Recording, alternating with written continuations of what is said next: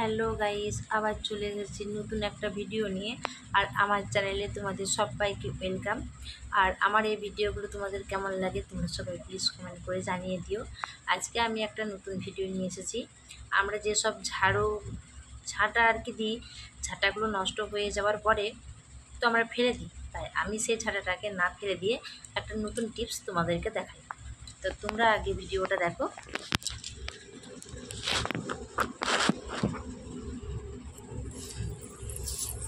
এই যে দেখো, আমি এখানে একটা নিয়ে নিয়েছি ঝাঁটা।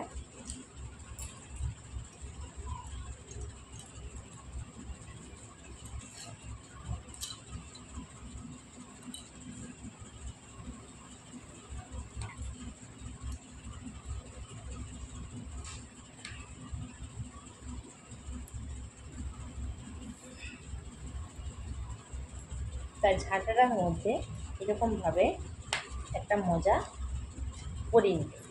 এবারে এইটা আমরা যেভাবে কাজে লাগাবো, আমরা তো আলমারির তলে, তারপরে ফ্রিজের তলে কিংবা খাটের তলে তো আমরা নোংরাগুলো পরিষ্কার করতে পারি না।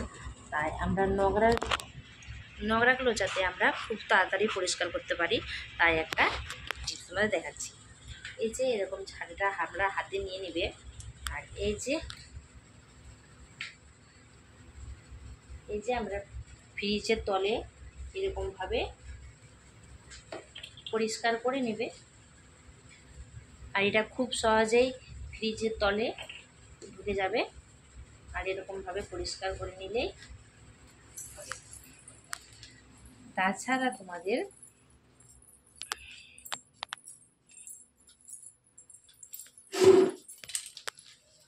এই যে দেখো, ড্রেসিং টেবিলের কোণাতে, আলমারির কোণাতে কত সুন্দরভাবে আমরা পরিষ্কার করে নিতে পারছি। এরপর যখন আমাদের এইটা পরিষ্কার করা হয়ে যাবে,